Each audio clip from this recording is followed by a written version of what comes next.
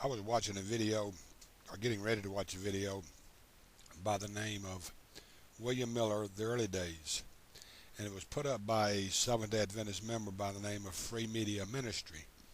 And in my dealings with him in the past, before I even watched this video, William Miller, The Early Days, I kind of suspected it had have some historical inaccuracies in it, but it turned out the entire video was historically inaccurate. And let me show you what I'm talking about now.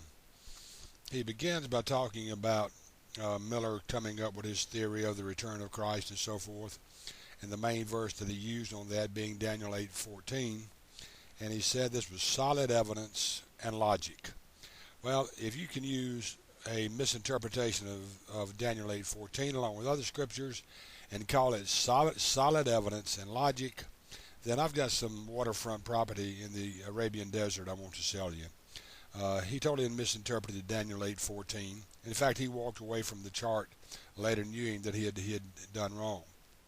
And then he talked about William Miller predicting the return of Christ on October 22nd, 1844. Again, not exactly being honest with you. See, he didn't say anything about the first prediction was March 21st, 1843.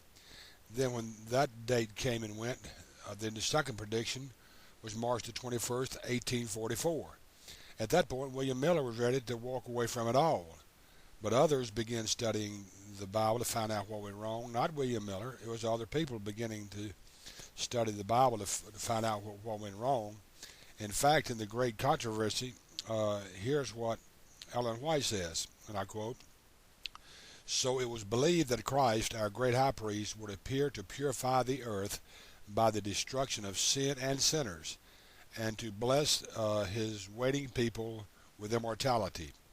The 10th day of the 7th month, the great day of atonement, the time of the cleansing of the sanctuary, which in the year 1844, was on October 22nd, and it was regarded as the time of the Lord's coming," end quote. So you see, it was Ellen White who's actually, along with a few others, who was predicting this October 22nd, 1844. William Miller reluctantly bought into this, but shortly afterwards walked away from it all again. But it wasn't quite Miller who came up with October 22nd of 1844. It was formulated by others, and Ellen White gave her endorsement on it. So actually it was Ellen White and the early pioneers of the Seventh-day Adventist.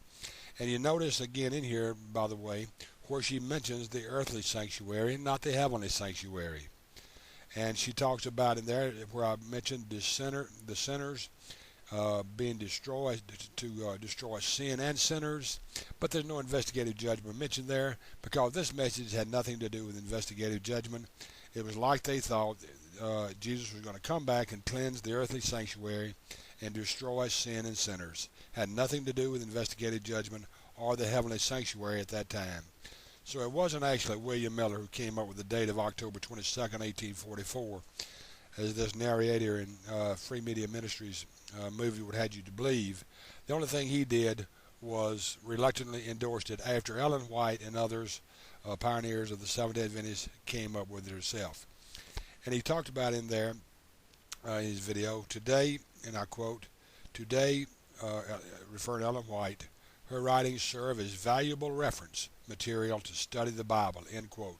Again, not exactly accurate. Her writings and the interpretation of them take top priority over interpreting the Bible. Now, I hardly think that when you say that the writings of Ellen White take top priority over interpreting the Bible, that is simply reference material to study the Bible. No, it's her writings that is the Bible, and you compare the Bible to her writings. So I think your little facts there is a little bit off as well. And he talked about in there something I'm getting ready to make some videos on myself. He said since the 1840s, Adventist Christians have continued to share the three angels message. Got another problem there. What he didn't say is that they are now preaching the second three angels message, not the three angel message of the 1840s. Being a little dishonest there and not telling members, it'd be like kind of you walk into the Seventh-day Adventist church, today we're going to be talking about and preaching the three angels message from Revelation chapter 14. But before we get started, I need to let you know this is the second three angels message, because the other one failed because of all the false predictions in it and the misinterpretations of it. That one failed, so we've invented another one now, and this is actually the second three angels message. I don't know why they won't just tell people that, and be straight with them. But anyway, preaching the Adventist message of the three angel message since 1840 wasn't exactly right. You're preaching a three angel message, but not the same message of three angel message of the 1840s. So just a little dishonesty there. And then he talked about the Seventh-day Adventist Church growing, kind of like he was talking about growing in leaps and bounds. And he says today they're closing in on 20 million members. Now this is hard to refute because he didn't tell me what today was, and there's nothing in the video that shows me the date of that video. But doing a little research myself, I found out that, and maybe he can clear this up for me, that approaching 20 million members isn't exactly right either. The material I read says that there are 7.8 million Adventists. So maybe he can clear up what he meant by today, and then that would clear up why there are people saying there's only 7.8 million people within the Seventh-day Adventist. But that would come out, even if it was 20 million, would come out to something that I know from experience. If they were approaching 20 million, you rest assured that half or less do not attend church on a regular basis. I mean, that's just a simple fact. Half or less of them do not attend church on a regular basis. So maybe he could tell us what today is, and that would just take away that 7.8 million members that I found out it to be. So once again, he's just historically wrong.